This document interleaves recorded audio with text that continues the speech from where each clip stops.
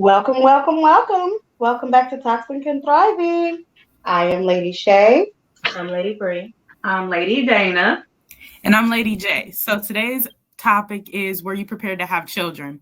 So Brittany, tell us, were you prepared? No. For none of them have I ever been prepared. My first one, me and the husband, boyfriend at the time, but husband now. Estranged husband. Estranged husband. Yes. Estranged husband. We had just came back from Hawaii, a trip that my uncle had invited us to. And I swear, like 2 weeks later, I popped up pregnant. And I'm like, no, I can't be pregnant. And I took like 5 pregnancy tests and they all came back positive. So then I had called my cousin at the time and she was like, you're not pregnant because I'm pregnant. And I said, no, I know I'm not pregnant. I had to go to the doctor and the doctor had to tell me that I was pregnant and I was still in disbelief. And that was with the first one. The second one came around and I called my mom. I said, Mom, I'm pregnant again. And I started crying because I wasn't prepared either. I was broke. We had been in a house for 2 years at that time. And we was both broke. We were struggling. And we had already had one. And it was like, boom, here come another one. We was only excited because it was a boy. And then the third one, me and the estranged husband were struggling at the time with the relationship. And it was like, here's another baby. So we're struggling with relationships, struggling with money. And it was like, here's another baby. So no child that I ever had, I was prepared for. I love them dearly. But no, I was not prepared. I don't know if I would have did things differently because I feel like I'm in a better place now. Would I have liked to have been prepared? Yes. But I don't know. I don't know if I would have done it different.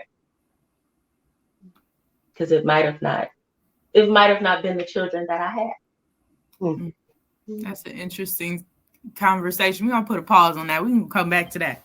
So Dana, how about you? Were you prepared?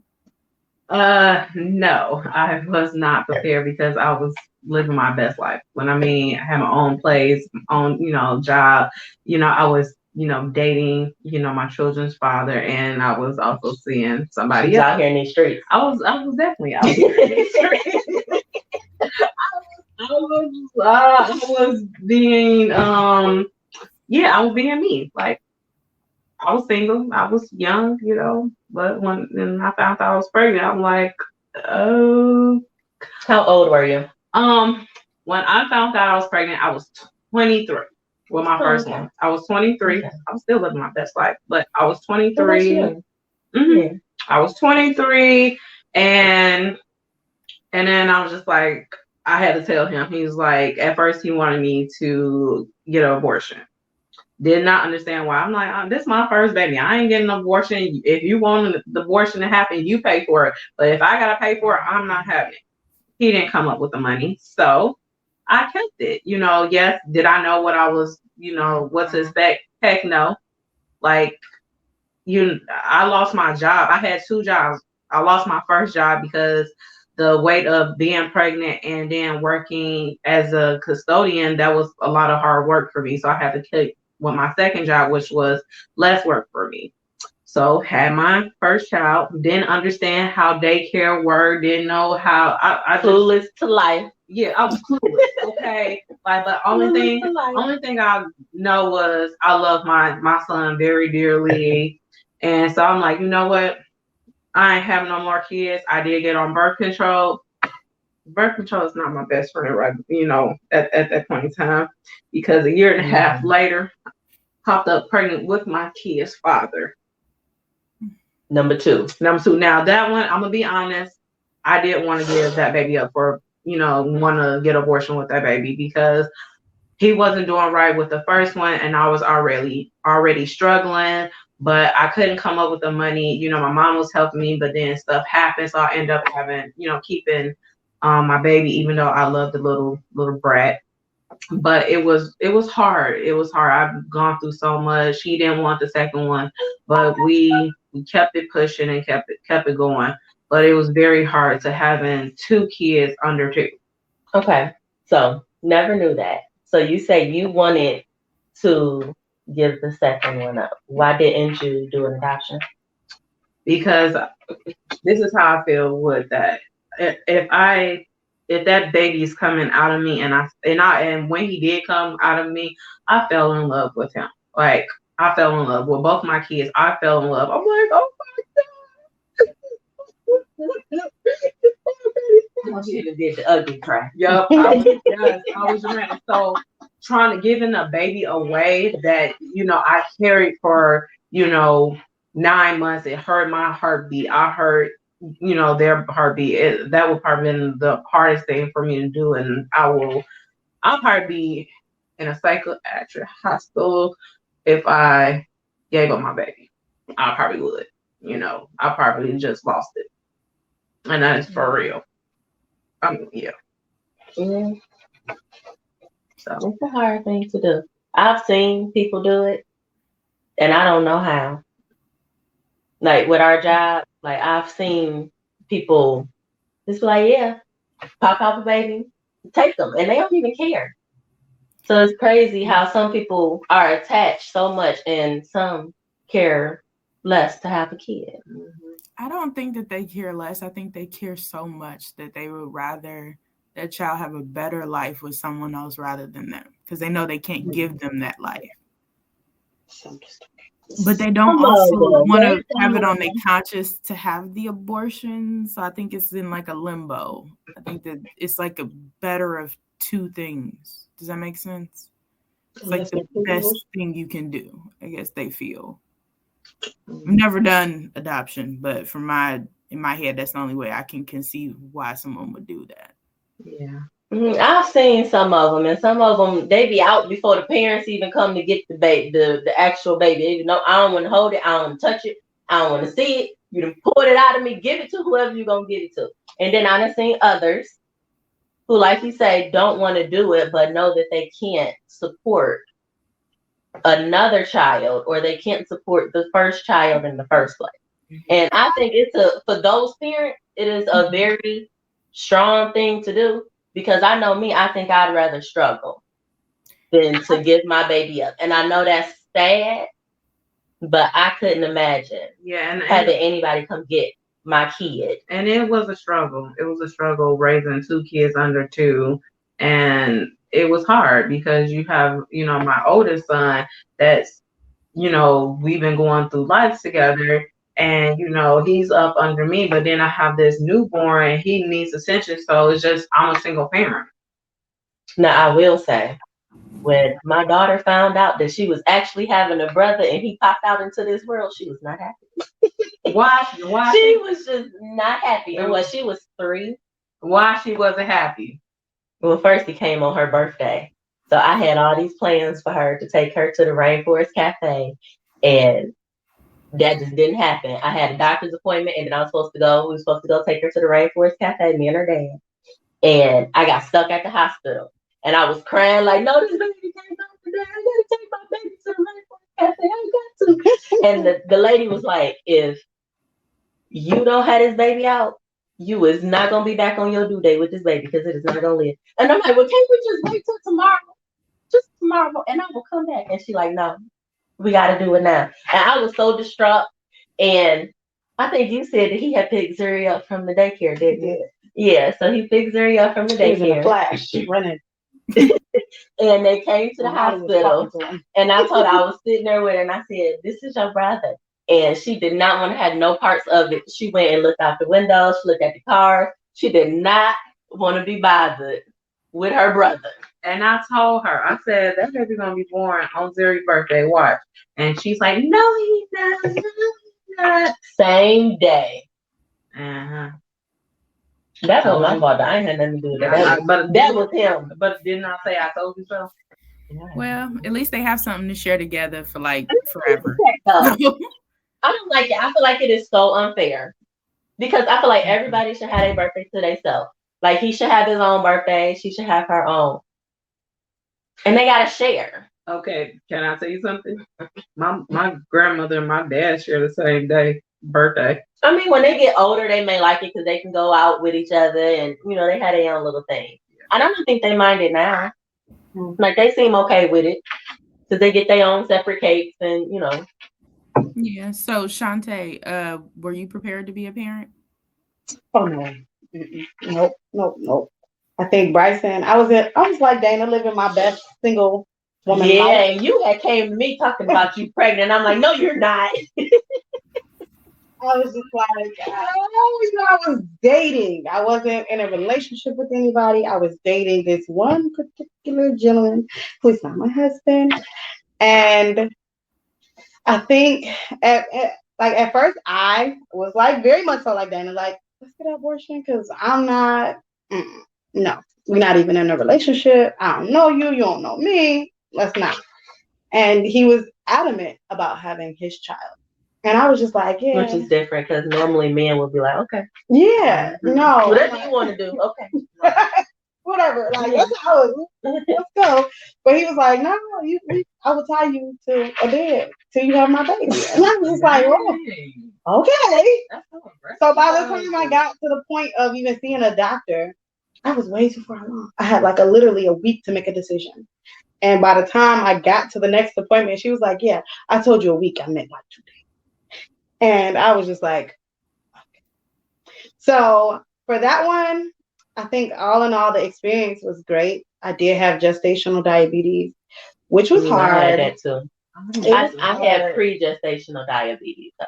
Oh no, I had it. It was hard. It was hard to deal with. At that time, it was easy. I think more so it was easy because I didn't have to do anything but watch what I ate. But I had turned around and having my second, which is my beautiful little daughter y'all saw before.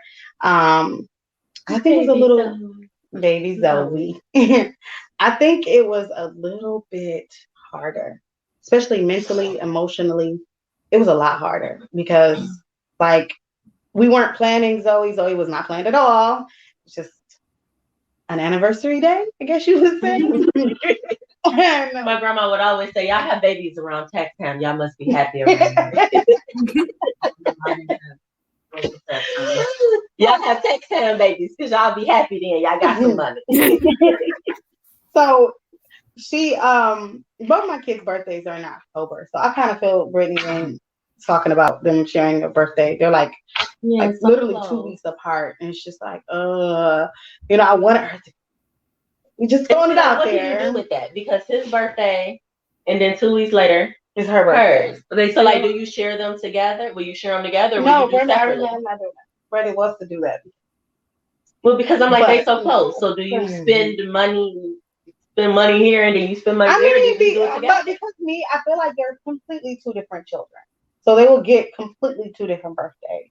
I'm not going to try to unify them because I know Bryson, when she was born, he wasn't really too happy about her at all. He was just like, one kid is happy with another sibling coming around like, well, some of them be happy because when I had my third, they was all happy. Because they were older. They were older. Bryson is still young. He was only like 3 going on 4. Well, I was 2. He was still on the breast. But he was still a boy. He was a boy and it was a boy. Now, Bryson, if it had been a boy, he'd probably been a little bit happier, somebody to play with. But it's a girl, and she's annoying because she's crying, and she's annoying because she won't go home. And he used to go and get her little snow onesie, and it would be like, okay, she's gonna go home now. Where's her mommy? He'd be like, okay. So it's a process, I think. And for me, I would want all of my children unexpected because I feel like what's life without the Big Bang? All unexpected. Mm-hmm. Do you feel like it would have been easier if you had time to prepare? Because some people, I know people who are like, I want to have a kid, so I'm going to prepare to have a kid. Like, I'm going to save money. I'm going to set up a nursery. And then when I have this kid, they already have this stuff. Okay. Versus our situations to where we were kind of thrown into it And it's like, okay, we got kids, now we got to do a baby shower because we need diapers and all this other kind of stuff. So we don't have the money for it. I feel like people who are planners, at least from the ones that I know, every time they plan to have children where they set up a nursery, they, do everything possible. They get married first, all the stuff that they tell you to do. Mm-hmm. And then they get to that point and they're like, okay, we're ready. And then they can't. And they have a hard time trying. And that's when IVF come in, and sometimes, right, and that's a lot of money. And sometimes IVF don't work, and then they go to another several rounds of it, and then they go through another process, and then it fails, and then 5 years later, we're pregnant, and then just because you stopped trying, right? So, like she said, unexpected. Like people who track their cycles and stuff like that, it's like that's too much work. Exactly, and I ain't just go have fun sometime and be right. Yeah, I think that it's hard being on both ends. Like I think it's hard when you don't plan. Mm-hmm.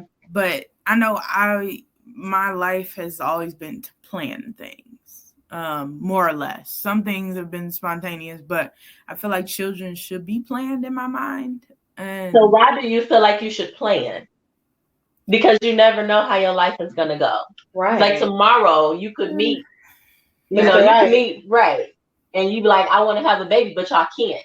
But y'all separate, and then 2 years later, you find Blow Joe from the bar, and you just wind up having a baby by. Okay, so I'm not one that winds up having babies by people. I'm a firm believer in birth control and contraception. It's a beautiful thing. See your local Parenthood. Very cost effective. But I can tell you that birth control is not always effective because me and my brother are products of birth control. My kids, both my kids, both my kids are part of birth control because with my son, my second son, the IUD. IUD. I'm like, how in the world did you get your swimmers? Yeah, get past the rod. Like, how did you get past? And then my doctor said, well, was you taking antibiotics at that time? And I'm that's the sneaker. I'm like, yes, and I'm like the antibiotics. I'm like, yes, and this is like, I said yes, and she's like, antibiotics and birth control, the birth control doesn't work when you're on antibiotics. They counteract each other. So I'm just like, what? I used to get like UTIs and that's what I had. I never knew that. I had a yeast infection. Yeah. And I took antibiotics and Yep, that's exactly what happened to me. It's just like, what is that? Like, really? So if you are on birth control and you happily get something that you have to get antibiotics, like they said, use a second form, like or let your doctors know. Yeah, use a second form of protection if you don't want to get pregnant. If you want to say, that's what I'm saying. Right. Because now, or if it's just Joe Blow. Yeah.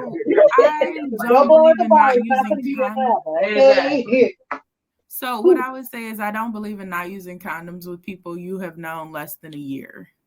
Period. At least a year. Minimum, I don't believe in not using condoms unless you've both been tested at the same time. Mm-hmm. So like for me and my husband, I know that we did when we first met, that was like before we even, condoms was always a thing, but I'm like, I'm gonna need you to get tested because just like how you can pass things through, the form of intercourse, you can pass things, through the mouth. And I ain't finna kiss you if you got, stuff going on with your mouth. Yeah, I agree. I think that is definitely testing and condoms have definitely been a great deal of my life. My mom's in public health, so she talks about it all the time. Definitely am into birth control, and I just can't imagine not planning it to a certain extent. I know certain things just can't be planned, but part of me does worry, I guess, about the other end of things. When you plan things too much, you might not ever find someone. So I think that's when I started thinking, like, probably a year ago, like, well, if I don't find somebody by the age of 30, what do I do? And I've thought about being a single parent by choice. And someone do that. I know someone who's done that. I know Yeah, somebody so wants you can to do it one of two ways. Either you can do a private sperm donor who you don't know, well, so that I've researched. I ain't got too deep into it, but you can do like a private sperm donor, someone you don't know, and you could pay a sperm bank and go through that way. Or I've thought about going through someone I do know. At least I would know who the father is. But kind of plan it more or less that way. And just plan out like who I would want to be the father of my child, but sign paperwork so that they wouldn't have any responsibility for that child. But I would just be a parent and they wouldn't have a father necessarily. Are you okay with that though? I think that that's the reality that we're in. I think that it is so difficult to find someone who's willing to be a parent nowadays, who's willing to be married, who's willing to. Well, and let's say a good parent. Yeah, a good parent, not so someone there's who's plenty absent. of them out here who's parents. That doesn't mean that they're good parents. That is correct. Yeah, I want someone who's present. I want someone who's present, who's willing to help, who's willing to be there in a real way. Not. When I say be there, I don't mean the dad who just picks up in the drive-through line. I'm talking about the dad who teaches you how to play football and shows you how to fix a car. The dad that's there every day, present every single day. And help. Because I think that's what children deserve. They don't deserve anything less than that. So I would rather no parent than half a parent. You know, I understand that because my kids, they want their father to be involved and they want to see their father. And I'm just like, I want that for my kids. I want, you know, my kids to learn, you know, their dad teach them football or, you know, stuff that I can't teach them. And I'm like, okay, I got 2 boys. Like, okay, how am I gonna do this? I know a lot of women raise sons and some turn out perfectly good, you know, but at the same time, some things I cannot teach my sons. It's impossible for me to teach them how to be a man. I can tell you what to do and stuff like that, but you can alter them to treat women better. Exactly. That's what you can do. But you can't lay down the foundation of a man. Exactly. I can't do that. Or I can't. I don't got nothing swinging between my legs. I don't. So how can I think it takes a man to raise a man? Always. Yes. Listen, it takes a real man. It takes a real man to raise a man. I feel like I had that concern when I had Bryson. It was that devastation of, okay, this is my first boy. What am I going to do? I'm not with this man. Right. It doesn't mean he's going to stay around. So I had that devastation. I literally cried. Brittany knows how much I cried. Oh my God. But the thing is, we sat on the couch crying together. Right, crying, because I'm like, what am I going to do? This man is not going to be with me. He's not. And I told her, I said, you never know. Let's wait and see. Let's play it out. And you want to know something? And I had remember, I told you I was a hot mess when I was younger, and I was messing with my kid's father and the mailman at the same time. My kid's father did not want to be their father. Like it was a milk man. No, it was he was an actual mailman. He was an actual mailman. He was delivering more than just packages. He was dropping his own packages. But anyway, but he wanted to be the father of my first son. He wanted to be the father. He's like, this my child, stuff like that. He like, I want this to be my son. And then it hurt him that when the results came back that he wasn't, he was hurt. He was devastated. But you got this man over here that is the father that's like, I don't want nothing to do with it. No part of it. Exactly. But you have a man that wanted to be my kid's father. What was stopping him? Because I would have still did it. I ain't gonna lie. He was married still. Well, how you gonna want to be the father to be married? Hold on. That was a typical man. We ain't gonna get to that. No, we are just later. Okay. Yeah, we gonna have to put it later because I revisit Jada over there. I think Jada was worse, but okay. I liked Will, so he was bad. I think it's hard. So, what would you do to prepare to have a child, though? If you were to prepare, what do you think you need? Nothing. I think you can prepare in certain ways. Because no, you cannot always be prepared because certain things you just can't expect. Exactly. You know, like when I had my first child, and she was the one who made me high risk. Because one day I'm literally sitting on my bed playing The Sims, and all of a sudden, here we go, we having a baby. And I had no clue that I had placenta previa until years later. That's something you cannot be prepared for. So, like the things that I would have done to prepare was at least said, okay, if I want to have a baby, we would have had a bigger place. Because we were in a 1-bedroom apartment, and when we had her, he already had 2 previous kids that were coming over every weekend and, or, you know, stuff like that. So we were in a 1-bedroom place, and we didn't have any room. So when we had her, we like, okay, where is she going to, like, once she get older, where is she going to sleep? So we had to then think about that. Okay, we got to move now because we don't have a choice. We have one who is actively staying with us. We got to move. We can't stay here anymore. Mm-hmm. So I would definitely think, you know, where are we going to live at? And then kids need stuff. Clothes, shoes, diapers, wipes. And that's just the basics. Let's not talk about, you know, when they get older and activities and stuff. You should at least save. Yeah. At least be actively saving. And I don't save for my children now, but in the future I would like to. Because when they get older, I would like to set them up in a place to where they can set their kids up and not struggle while having kids, because I know that it's hard. So I would at least prepare that way, getting everything that I need, making sure that all of my ducks are in a row so that when they come, I'm not financially struggling, because that's the biggest struggle. Yeah, it's the finance.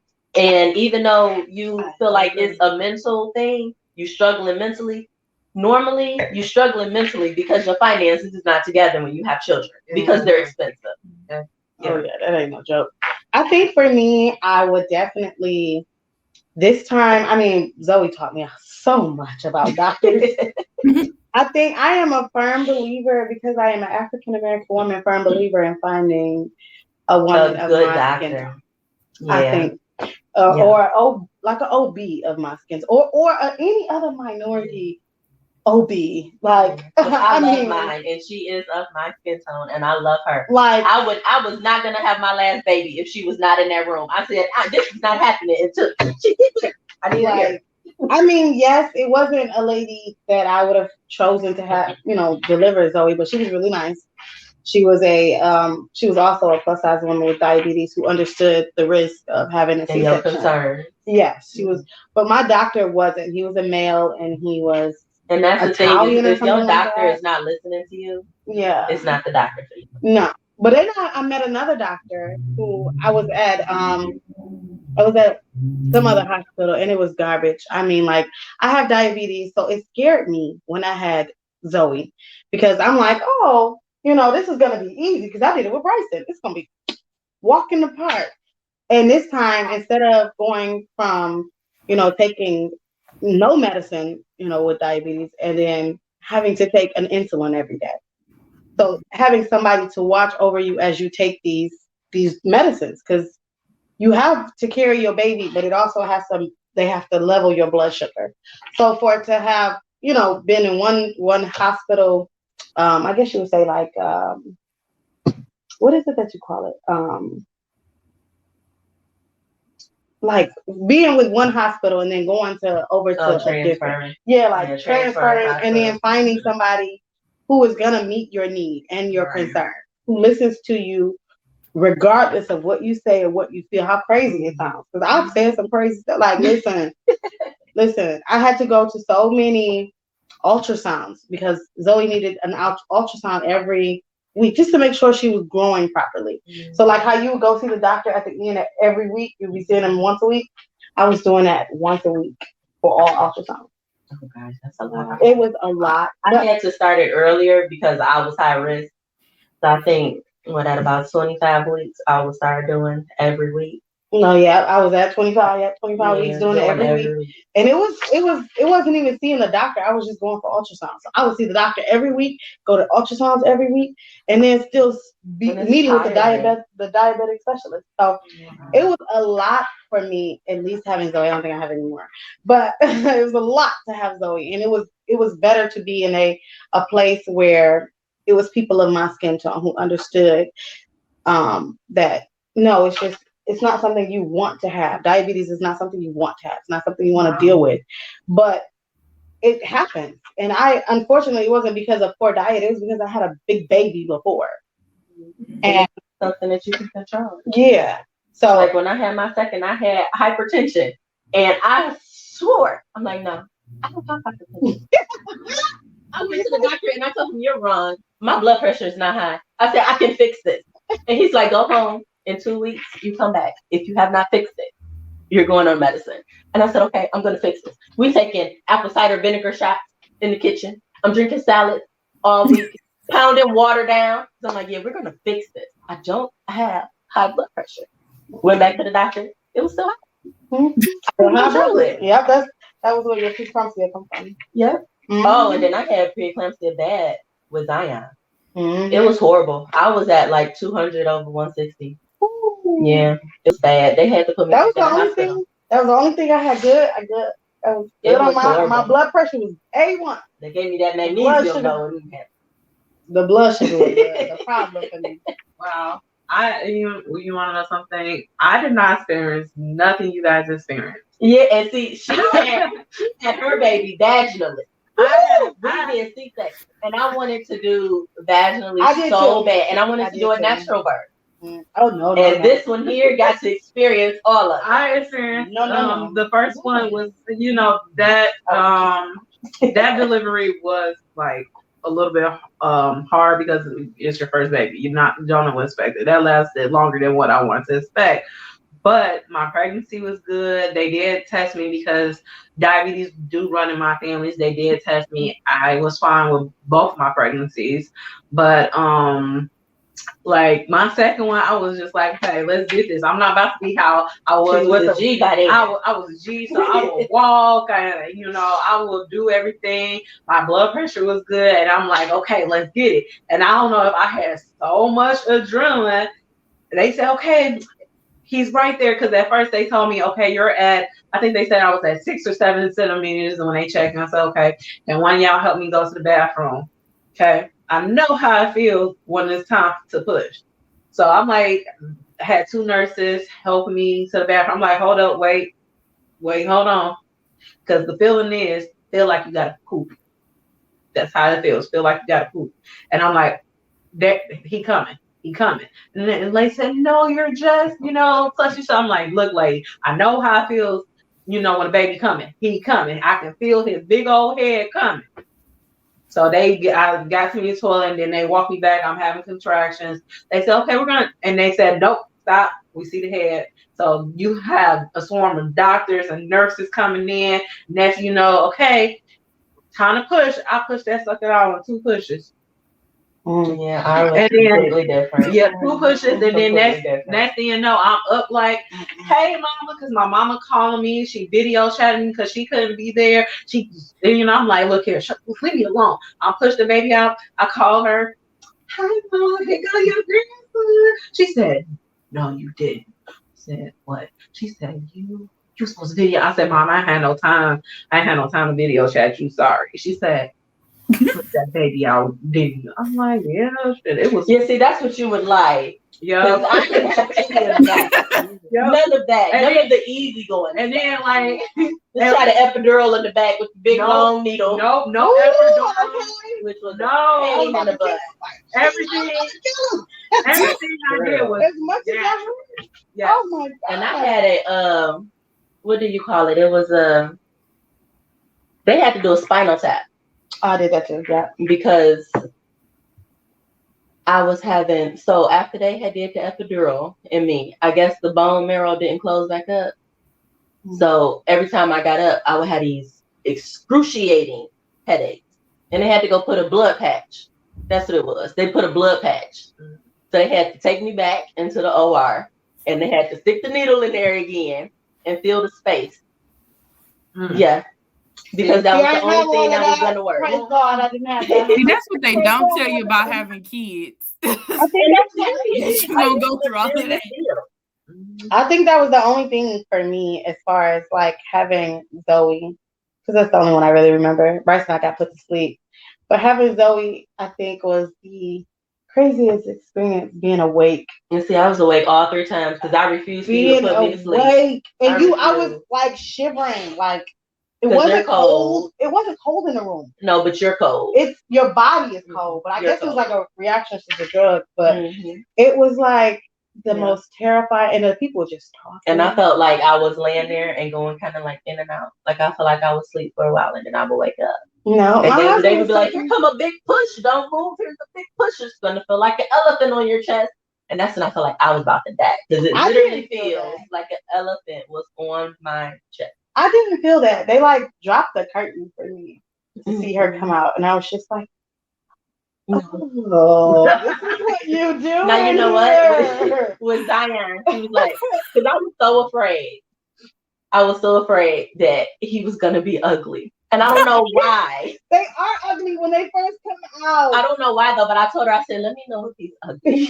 I was so afraid because RJ is so handsome. He's so handsome. So I don't know why I was afraid that Zion was gonna be ugly. But I said, "Let me know if he's ugly or not." And as soon as she was like, "He's out," and he is so handsome, and she showed me this ugly baby with all this stuff on it. That's what they did for Zoe too. They did that. They was like, "Oh my goodness, she's crying already," because she was still in my stomach, but they had to pull her head out. And she's like, "They're like, she's crying already." She's like, "I'm not happy." And she's got such beautiful with these eyebrows. I got sweet kids. Who cares? Yours. Oh, babies. I'm a black woman. My husband is black. These babies look Asian. Oh yeah, little fat Asian baby. Mine looked mixed when they were. I don't know. We heard a lot that they were mixed. Yeah, that's what Bryson looks like. It's so hard when I hear y'all talking about y'all babies because I'm like, oh, I wish I had one. No, you don't. It's like a love-hate relationship. You do, but you don't, because there are so much work. Like you see what I go through on a daily basis, and you know my week is packed because I do activities to try to keep them busy. So you see what I go through every week. Like sometimes I wish that I can get what you have. Just sit and work. I just want to do that sometimes. And then a relationship with it. And look, Naja, I know you said, if you don't find nobody by 30, you want to have a baby. Think about this. As a single mother, if you don't have the support or you don't have nobody to help you, I wouldn't say do it by yourself, but the simple fact is it's hard by yourself, because I'm a prime example. I barely have help. My family doesn't live here. My kids, family do as much as they can. Mm-hmm. So, I have my kids 7 days a week. Yes, I don't have to see that too. The difference from support and not having support. Yeah, I don't have support. And even with support, for me, it's hard. I think I moved back home when it came to that time. Home. Okay. You said what? I would move back home if it. I hope you would, because I would keep the baby. I think about it often, moving back. I do, because I feel like part of me wants to move back because I do miss the support. I miss being there and like having people around me, and yeah. And we miss you. We do. Yeah. I miss you guys too. I don't know. It's hard because it's like back home, it's not necessarily the same opportunities either. So it's kind of, you got to balance like career versus family. It's hard. Well, you can always come visit. Well, let me ask you that. Now that I plan on doing. If you had it the way that you wanted it, what would be your ideal age to have a child? This is probably not even realistic at this point, but I think 25, like my first one. Yeah. 25, 26. I was what? I was 25. No, I was 22, 25, and 28. Yeah. Yeah. I feel like I started out young. Me too. And I wish I would have waited. I definitely wish I was waited, because I had my first one at 24 and then my second one at 26. I wish I would have waited. My plan was to, find somebody, get married, when we had kids, because like I said, I wanted to break that generational curse of, all my family, all the women in my family are single, single mothers and stuff like that. So trying to break that generational curse. I broke one of them, which not having a child when they're a teenager. I did break that one. But clap. That's one thing I did break. But the one I wanted to break was not being a single mother. And I watched my mother being a single mother, and I seen the struggles and how she struggled. I'm like, I don't want that. No, that's not what I want. I want somebody to help me. But I ended up just in the same situation like my mom was. But my mom was like worked a lot. So we'll get to that in another story. Yeah, I've tried to set up my life in a way where even if I had to work and be a single parent, at least I could work and be close to home. So I like the idea of being able to work from home because it gives more flexibility. Yeah, everything that I do, I try to do with the intention of, if I was to be a single parent by choice, will this job, will this business or whatever, will it allow for me to be flexible enough to still be a parent? And you want to know be a good parent. And you want to know something? I don't work from home. I actually go out and work. And my kids, go to the schools and the, school district. I work, and it is hard, trying to find before and after care and trying to pay for all that. It's hard because even working from home, I still do daycare because my kid can't be home with me all day because I can't teach them the way that they can. Mm-hmm. And my other two, they are in school, even though I don't like it. They in school. And the daycare is still expensive, and I work from home. Yes. And the activities and the tutoring is still expensive, and I work from home. So I'll say, if you are going to prepare for a child, prepare and be mentally prepared and think about all of the things that you want your children to do. Exactly. And save for it. Because Mm-hmm. I think it's easier to prepare. Exactly. It's definitely easier to prepare, especially finding a bigger house, everything. I'm gonna tell you guys a story, and I haven't even. Okay. Well, I'm a stay-at-home mom. So for me, all the things that you guys do, I don't do. I keep my kids at home because I can teach them better at home. I feel like, at least I'm a daycare teacher, so I taught RJ through COVID, and I had him running around here screaming and how do you spell and? He needs to go to school. Okay, so they can teach him that. It's like if you have that knack. I have that knack. I went to school to be a teacher, so I have that knack. Even with my son having ADHD, I have that knack. Because at first I was a little nervous because I'm like, okay, I don't know what to do with this kid. It's just running around. But after a while, if I'm like, okay, no, let me get back in teacher mode. Sit down.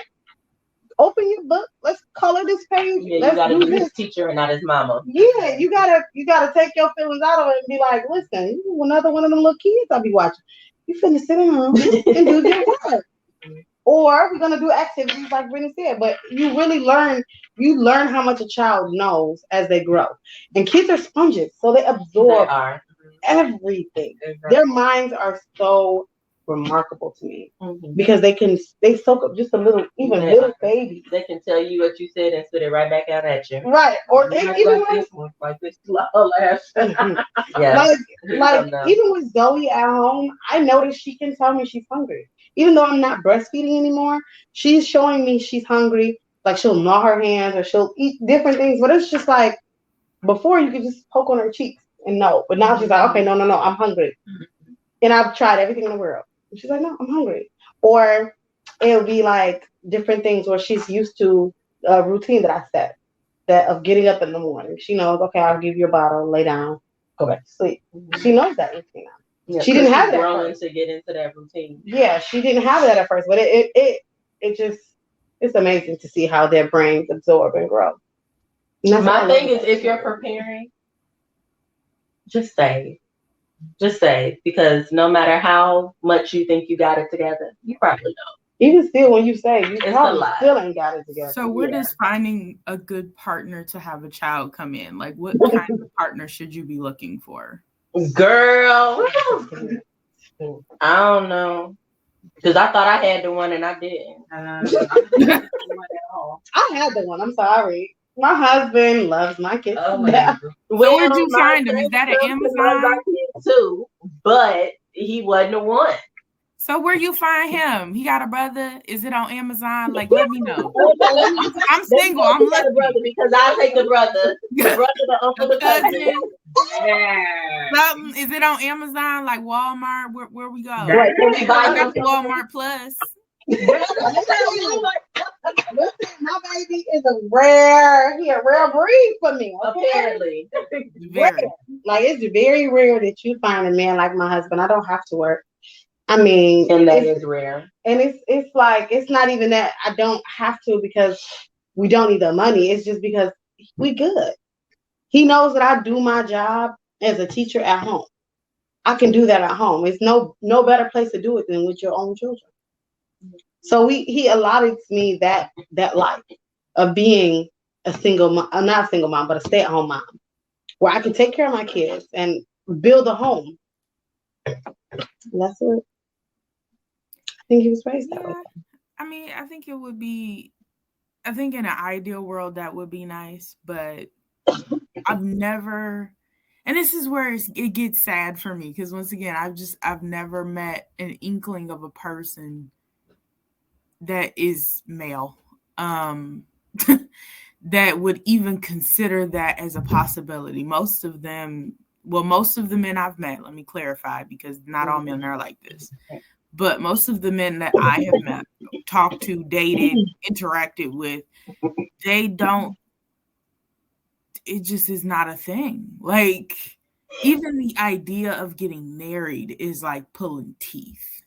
Ooh, okay. Without anesthesia. Yeah, see, it wasn't really pulling teeth for me. He was kind of like,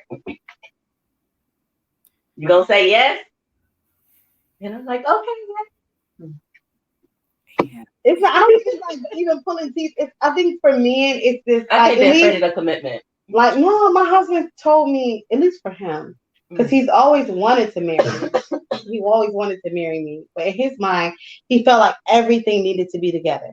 He needed to have the perfect job. He needed to have the perfect, like the perfect house. He needed to have everything in order before proposing to any woman.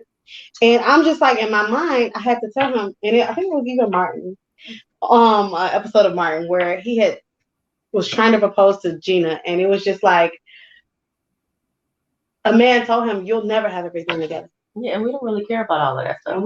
You will never have everything all together. We care more if you're going to love us and actually respect us and do what you say that you're going to do as a man. As long as you do that, you love me regardless. And I think, like, with him, he had to realize that. And I think pushing, even with this COVID thing going, it was literally pushing us, even being in quarantine, it was pushing us to like realize that you're not going to have everything together. Mm-hmm. Why live in this world where you plan for everything and sometimes them dreams just don't come right away? Yeah, so this ideal man that you think of to have his kid with.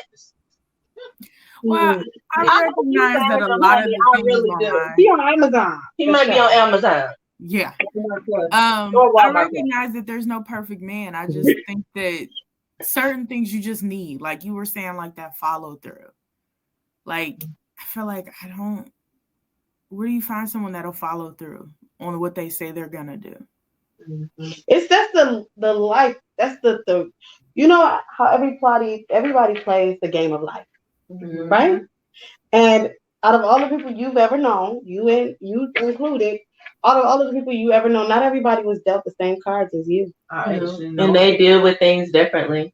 It's like the Russian roulette of life. Everybody gets popped with something different. Mm-hmm. And sometimes he follow through and sometimes he don't. And you got to take what you can get. Right. Unfortunately. I don't need to take what you, no, you don't have any kids. Well, you can't push have standards. Okay, but you can't push somebody to do something that they don't want to do. Oh, no. You just leave them because they don't want to do what I need to do. Oh, okay, so you just can't leave everybody either. Well, that's what I do. Is you ain't trying to meet my needs. Okay, and certain need Jess, but you can't say because you didn't take Billy outside to play basketball, I'm done. I'm out. Hey, No. that is me. Yes, I am I'm not out.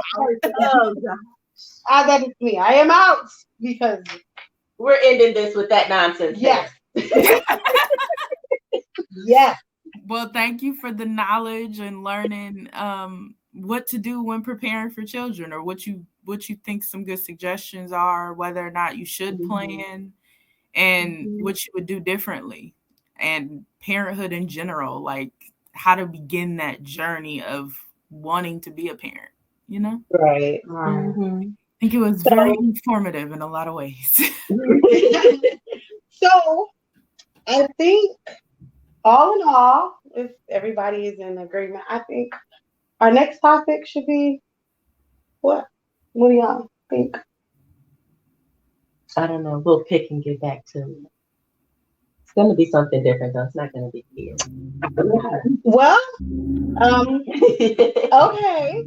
Well, now that we're concluding our video, would you like, subscribe, share, all those nice things? Comment whether you prepare for your child or not. Please. How about that? Let us know how was you prepared to have kids, or what did you guys do to prepare kids? Let us know. Yes. Yes. Bye, guys. Bye. Bye.